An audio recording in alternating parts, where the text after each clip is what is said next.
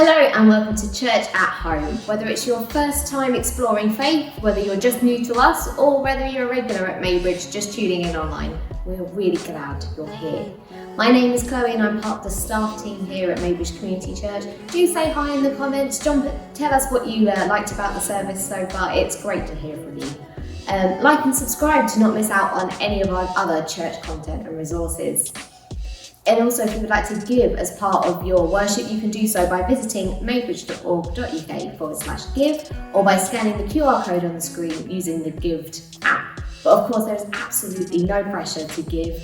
This is something that Christians do as part of our worship. It's our way of acknowledging that everything from Jesus is a gift and we want to partner with him, and we're just excited to be part of the work that he's doing in the church, in the community and beyond. But like I say, there's no pressure to join in with that or any other part of today's service for that matter. We're just really glad you're here with us trying it out, and we hope you enjoy.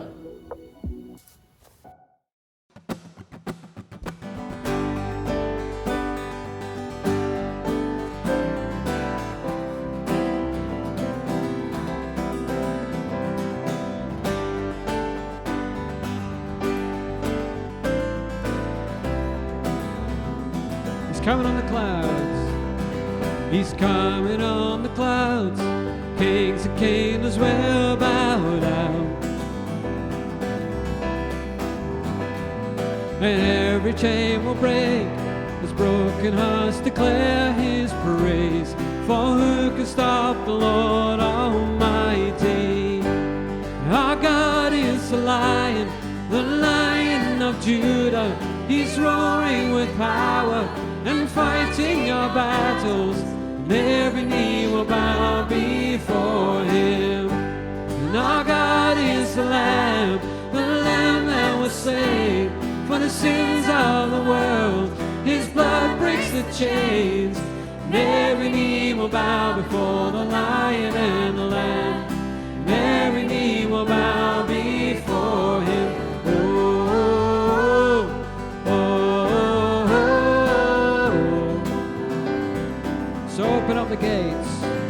So open up the gates, make way before the King of Kings. Our God has come to save, he's here to set the captives free. For who can stop the Lord Almighty? Our God is the Lion of Judah. He's roaring with power and fighting your battles, and every knee will bow before him.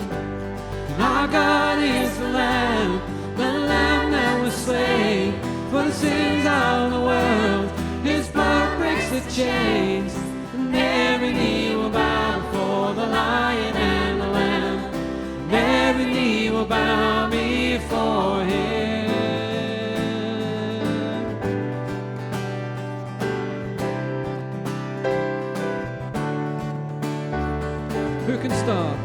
Who can stop the Lord Almighty? Who can stop the Lord Almighty? Who can stop the Lord Almighty? Who can stop the Lord Almighty? Who can stop the Lord Almighty? Who can stop the Lord Almighty? Who can stop the Lord Almighty? Who can stop the Lord?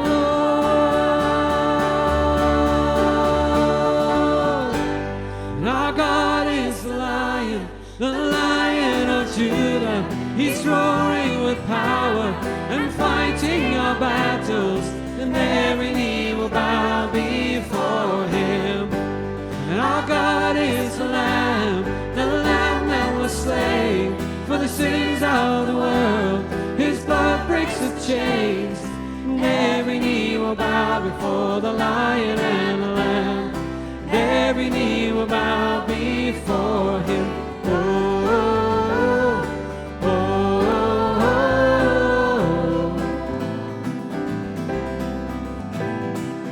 oh, oh,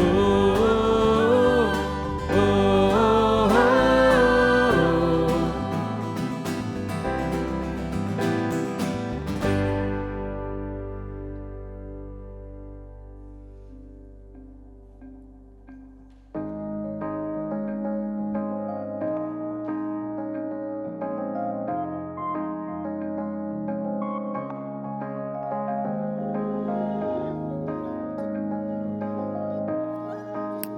Well, hi there, I'm Matt. I have the privilege of being the minister at Maybridge. Lovely to have you with us online like this.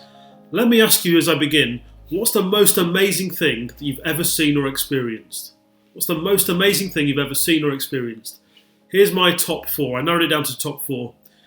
In number 4 place, the nation of Israel. I lived there for a while, saw all sorts of interesting historical and famous places. It was fantastic, it was unbelievable. That's in 4th place. In 3rd place for me, and don't judge me for this, Liverpool's 2005 Champions League win from 3-0 down at half-time against AC Milan. It was incredible, one of the greatest things I've ever seen. In 2nd place, my kids being born, jointly all 3 of them. One of them was very recent. All very different experiences, but all equally wonderful. But in number 1, the most amazing thing I've experienced is marrying my wife Naomi on our wedding day, which involved one of the same people as number 2, but from a very different perspective.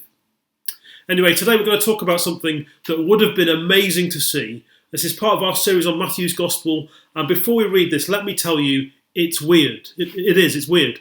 And if you're listening into this and you're not a Christian, you wouldn't call yourself a Christian, you're new to all of this stuff, let me just tell you, Christians don't read a story like this and think, oh, that's perfectly normal. We don't. This story is weird and unprecedented, and even in the Bible, it's not the sort of thing that happens all the time. So let's have a look. This is from Matthew 17, verses 1 to 13. I'm going to read it and then we'll break it down. After 6 days, Jesus took with him Peter, James and John, the brother of James, and led them up a high mountain by themselves. There he was transfigured before them. His face shone like the sun, and his clothes became as white as the light. Just then there appeared before them Moses and Elijah talking with Jesus. Peter said to Jesus, "Lord, it's good for us to be here. If you wish, I'll put up 3 shelters, one for you, one for Moses, and one for Elijah." While he was still speaking, a bright cloud covered them, and a voice from the cloud said, "This is my son whom I love. With him I am well pleased. Listen to him." When the disciples heard this, they fell face down to the ground, terrified. But Jesus came up and touched them.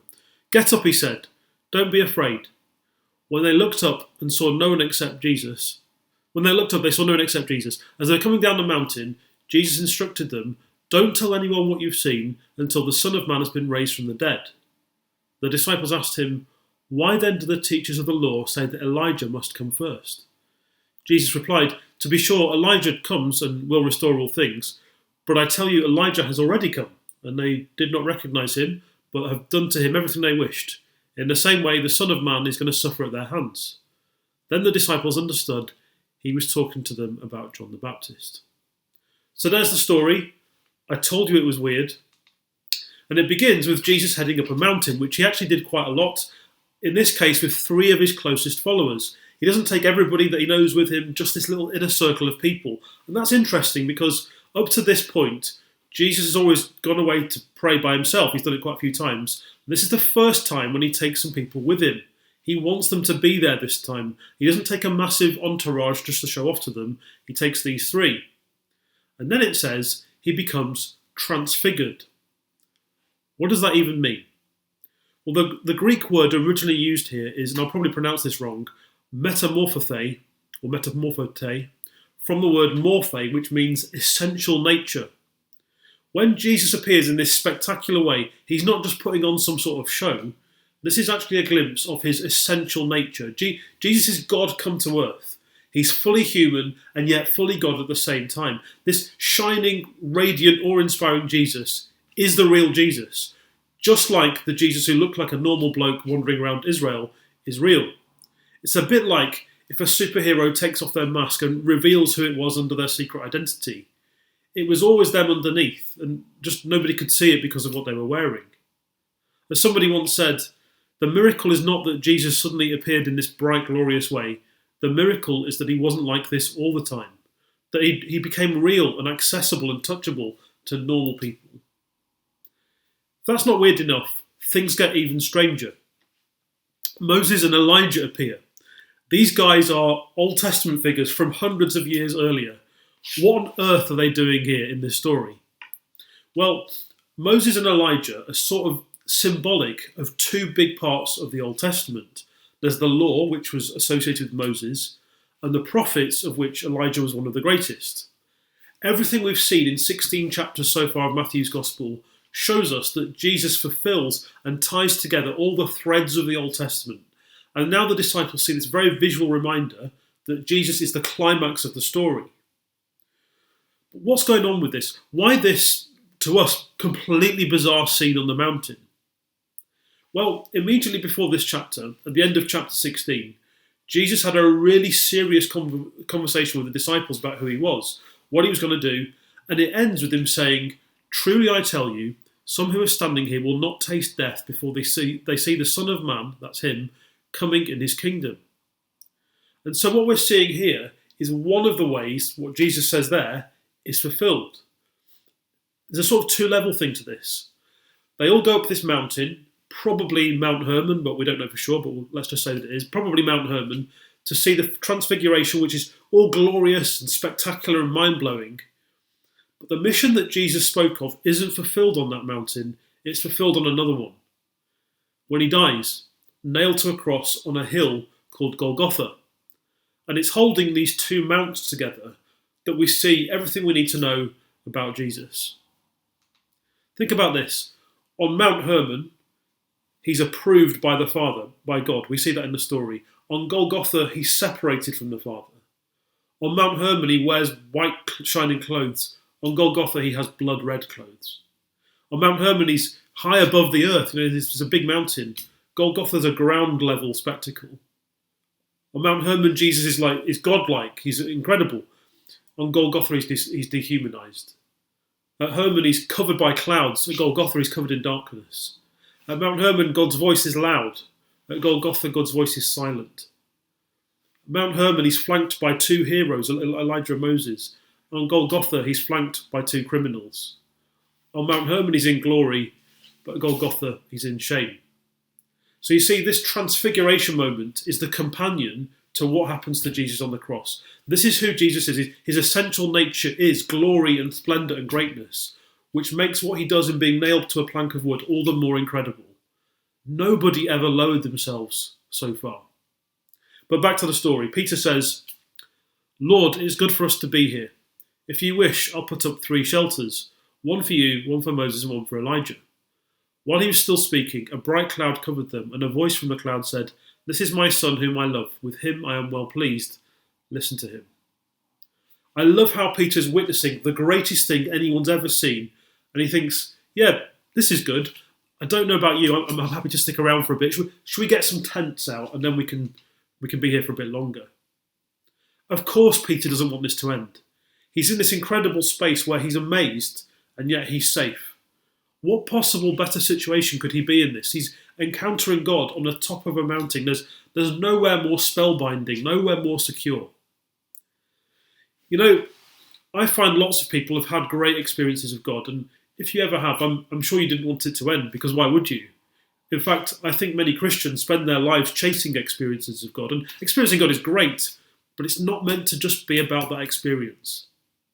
The thing is, Jesus and the disciples couldn't stay on the mountain forever. They had to come back to earth and deal with everyday life.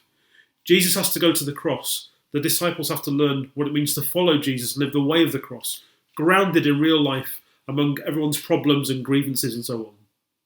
One day, the mountaintop experience will be every moment.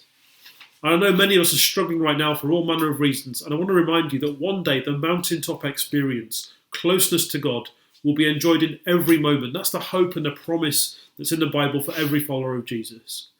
Everything will be dealt with, everything will be made right. But for now, we can't stay on the mountain all the time. And it's in the middle of this great experience that God the Father speaks. This is really important. Now, you may or may not know, really far back in the story, early in Matthew's Gospel, Jesus gets baptized, and there's this audible voice of God that says, "This is my son whom I love, with him I'm well pleased." It's a seal of approval, not based on anything that Jesus has done at this point, but on who he is. And in this story that we've now reached in Matthew 17, God says exactly the same thing with one tiny addition. So the only thing he says in the whole of the gospel is over Jesus is these specific words. He says, "This is my son whom I love, with him I am well pleased. Listen to him." That's the only addition. Listen to him. Now bear in mind, God has just miraculously brought Moses and Elijah out of death to be present in this conversation. Arguably the two greatest Old Testament figures. They're stood right there. It'd be fascinating to have a chat with them. But he doesn't say listen to them. Listen to him. Everyone's having a great mountaintop experience. They're in God's presence. It's wonderful and exciting and reassuring. Listen to him.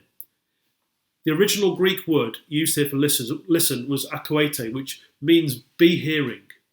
But it doesn't just mean use your ears. It means do what he says. It's a bit like when I ask my kids to listen. I don't just want them to audibly hear my words. I want them to actually do what I said, and occasionally they do. When God the Father points to his Son and says, listen to him, it's to tell the disciples, when you come off the mountain, what he says is what you need to do to live. In all the things where you think you know better, listen to him. In the middle of all the contradictory nonsense our culture says about how to live, listen to him.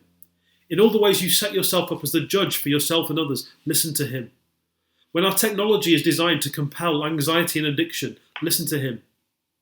When your inner voice tells you that you're worthless and unwanted, listen to him. In all the fear and anxiety around Brexit and a pandemic and the Russia-Ukraine thing, listen to him. Is it going in? Listen to him. It's the only command that God the Father audibly gives to anyone about Jesus in the Gospels. Listen to him. I recently read something about Beethoven, the great composer, not the terrible film from the 90s. During his career as a composer, Ludwig van Beethoven wrote 722 symphonies, sonatas and concertos. Very impressive. But amazingly, many of those compositions were written after Beethoven had gone deaf. When he first noticed his hearing loss, of course he was devastated. He couldn't hear the music he made and life felt meaningless to him. At first, he responded by playing so loudly that he injured his hands. But he adapted. An analysis of Beethoven's music by the British Medical Journal reveals that high notes accounted for 80% of his music in his 20s, which was very similar to other composers, but only 20% in his 40s. His Fifth Symphony is regarded as one of the greatest musical pieces ever written. The amazing thing is, it was written after he'd lost his hearing. He was deaf. How is that possible? Well, as his hearing deteriorated, he was less influenced by the musical trends of the day, and Beethoven composed led purely by his inner voice, his own mind. And this led to him producing his best work, all because he couldn't be influenced by what was popular because he couldn't hear it. So let me ask you, what percentage of your thoughts and words and actions are a regurgitation of the media that you're watching and the social media you're following? What percentage of your thoughts are shaped by the friends around you for good and bad? And what percentage is shaped by what you're getting from listening to Jesus? Now you may ask, well, how do we do that? How do we listen to Jesus? Is it some voice in the sky? Well, the short answer is there's a number of ways that he speaks to us, not normally with a voice. Pete Gregg's latest book called How to Hear God is pretty good and it's an easy read. And it overviews how people hear from God. Everything from Ignatian prayer to how God whispers through creation, to speaking through the Bible, to how he leads through the words of the people. And these days there are loads of resources to help us with this. But I think our biggest problem is that we don't actually want to hear. We're driven into busyness, productivity and entertainment and the pressures of life. If we really wanted to know what Jesus has to say to us, we'd easily find the resources that are out there and use them. If you want him to speak to you, make some time in your diary, turn off your TV, open your Bible, be silent before God for 10 minutes. Maybe you could even invite some trusted friends to speak into your life. I used to work with somebody who would say, it's amazing how many people are very excited about what God is saying to them, but have no interest at all in what God is saying to other people. Yes, we often need help in learning to understand what Jesus says to us, but the biggest problem is not that he's not speaking, it's that we're not listening. And sometimes it's deceptive. We think we're pursuing the voice of God, but we're actually pursuing nice experiences of God, which is not the same thing. Anyway, back to the story, and this really seals the deal on why we should listen to Jesus. It says, when the disciples heard this, they fell face down to the ground, terrified. The weight of God's voice makes the disciples drop to the ground, and that's another reminder that there's no sense in which this was the everyday thing. It wasn't. To these first century followers of Jesus, it was weird to them too. It was out of the ordinary to them too. This is not how God normally does things. But then, Jesus came and touched them. "Get up," he said, "don't be afraid." And they looked up, they saw no one except Jesus. As they were coming down the mountain, Jesus instructed them, "Don't tell anyone what you've seen until the Son of Man has been raised from the dead." The disciples asked him, "Why then do the teachers of the law say that Elijah must come first?" Jesus replied, "To be sure, Elijah comes and will restore all things. But I tell you, Elijah has already come, and they did not recognize him, but have done to him everything they wished. In the same way, the Son of Man is going to suffer at their hands." Then the disciples understood that he was talking to them about John the Baptist. It's here that Jesus brings everyone sort of back to earth, but pastorally and gently. When they look up after this incredible moment, they're left with nothing but him. Don't worry about light shows and fleeting experiences. They're great, but in the cold light of day, you're left with the real Jesus, and that's plenty. On the way down the mountain, there's this chat about Elijah, which seems disconnected to what's been happening. But it's because the last verse of the Old Testament said that Elijah would come before God intervened in the world. Not literally meaning Elijah the man, but somebody of his standing and type. And the disciples are asking about that. They're like, "Well, we've just seen Elijah. That's crazy. Is it now that everything kicks off?" And Jesus says, "Well, yes, it's already started. John the Baptist, who they knew, is this Elijah figure. But then he turns it back to himself and says, the Son of Man is going to suffer." What a thought. Jesus, who is God, who 10 minutes ago was radiant and shining and spectacular, knows he's going to allow himself to be executed. He's lowered himself to the level of normal people, and he's going to lower himself further. He's cosmically epic, and yet he will empty himself to nothing. And that's why we listen to Jesus. Yes, Jesus is the genius on how to live. Yes, he's the Son of God, but also because he did Golgotha as well as Mount Hermon. For me and for you.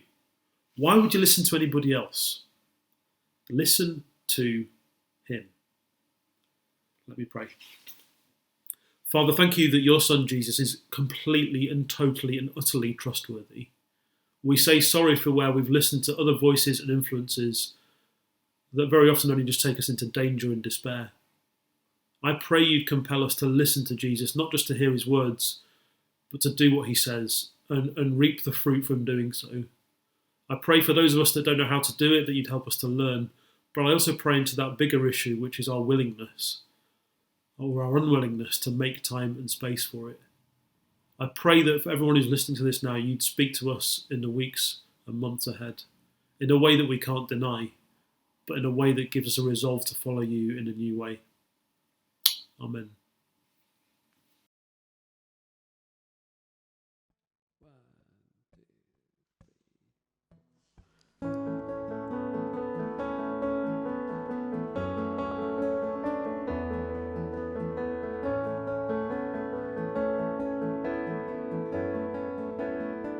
Faith can move the mountains. Faith can move the mountains. Let the mountains move.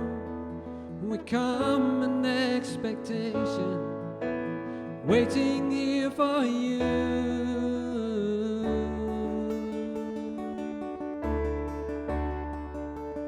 Waiting here for you.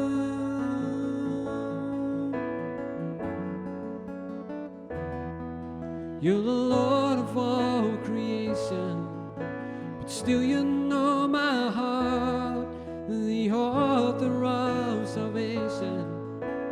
You love me from the start.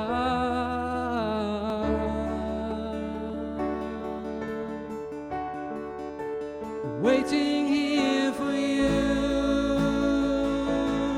with our hands lifted high.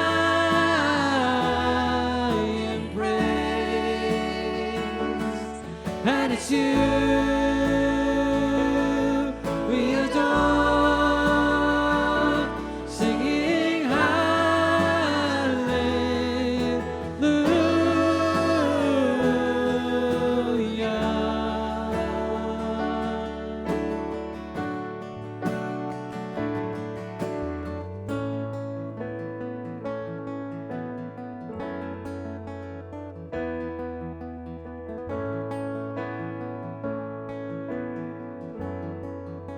You're everything you promised.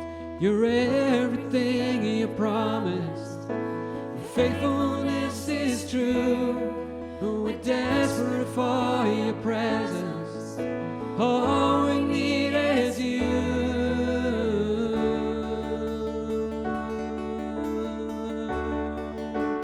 Waiting here for you with our hands lifted high in praise. And it's you we adore. We're singing hallelujah.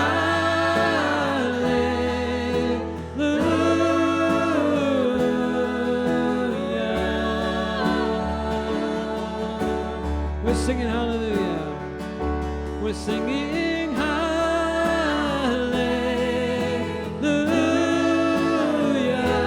Singing hallelujah.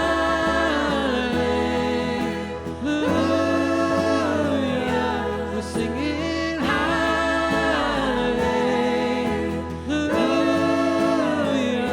We're singing hallelujah.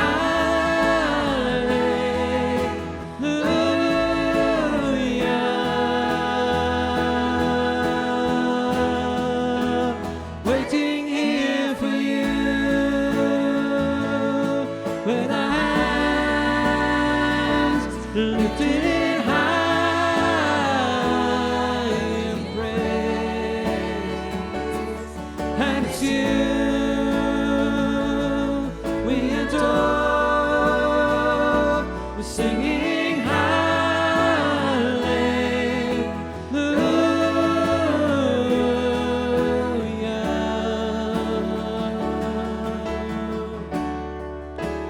Waiting here for you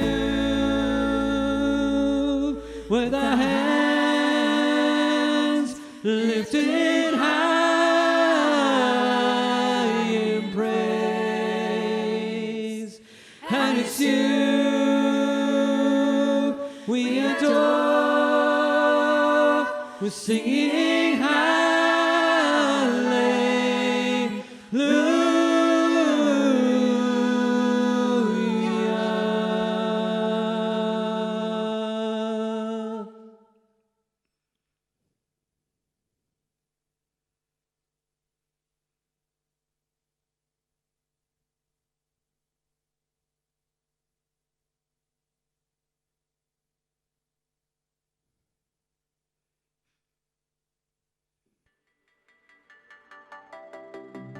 Thanks for watching. If you have any questions about what you've heard or anything at all for that matter, you can get in touch at info@maybridge.org.uk. We'd love to hear from you. If you're new to faith, it'd be brilliant if you wanted to come along to our next Alpha course and you can explore life's big questions. Or if you're just new to us and you'd like to find out more and you want to get connected in at Maybridge, let us make you dinner and get to know you. We'd love to see you at our next newcomers meal. You can sign up for both of those things and also find out more about church life, groups, special events, anything and everything to do with the world of Maybridge Community Church by heading to maybridge.org.uk. We hope to see you soon.